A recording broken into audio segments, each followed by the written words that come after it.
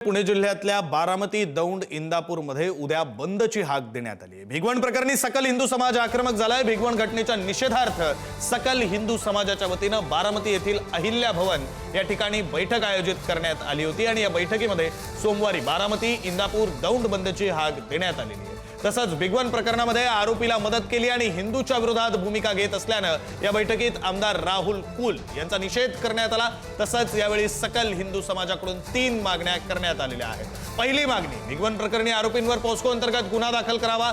दुसरी मागणी, धर्मांतरण कायदा महाराष्ट्रात लागू करावा, त्याची अंमलबजावणी व्हावी। आणि तिसरी मागणी, महाराष्ट्रात आणि देशात लव जिहादच्या विरोधात कायदा करून त्याची अंमलबजावणी करावी। या 3 प्रमुख मागण्या या बैठकीमध्ये करण्यात आल्या। मुख्यमंत्री देवेंद्र फडणवीस यांना मेल करून की हा माणूस भाजपचा तुम्ही बसवलेला आहे, आम्ही ह्याला मतदान केलं, लोक 19ला त्यांची मंडळी उभा केली, त्यावेळेस आम्ही मतदान केलं, पळलो ही केलं आणि वेळ आली की हा विरोधी पार्टीला दरवेळेस मदत करतो, तर हे कशासाठी आणि का चाललेलं आहे? तर हे कुठल्याही परिस्थितीत बंद झालं पाहिजे। ह्यासाठी आम्ही राहुल कुल यांच्या बाबतीत सोशल मीडियावर असेल आणि मेलच्या स्वरूपात असेल मोठी यंत्रणा या ठिकाणी आम्ही हे करणार आहे आणि त्यांचा जो खरा चेहरा आहे तो या ठिकाणी उघड पाडणार आहे। सर्वांनी स्वफूर्तीने व्यापाऱ्यांनी बंद पाळावे ही आग्रहाची व कळकळीची सर्वांना नम्र विनंती करण्यात आली। त्याप्रमाणे सर्व सकल हिंदू समाजातील सर्व कार्यकर्त्यांनी त्यांना समर्थन दिले आणि एका भिगवण येथील झालेल्या घटनेबाबत अत्यंत निंदनीय व निषेधार्थ म्हणून आज ही सभा आम्ही आयोजित केली होती।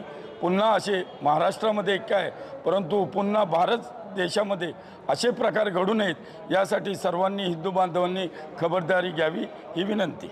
मध्ये आम्ही पोस्को अंतर्गत गुन्हा दाखल करावा या एक आग्रहाची विनंती आहे।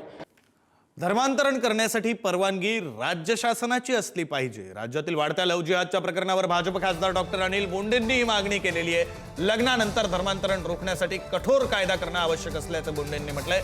खोटा आमिष, प्रलोभन, ब्लॅकमेलिंगच्या माध्यमातून विवाह केल्यास दोषी आढळून आलेल्याला किमान 10 वर्षांच्या सक्त मजुरीची शिक्षा झाली पाहिजे, असा कायदा महाराष्ट्र सरकारने करावा अशी मागणी अनिल बोंडे यांनी केलेली आहे।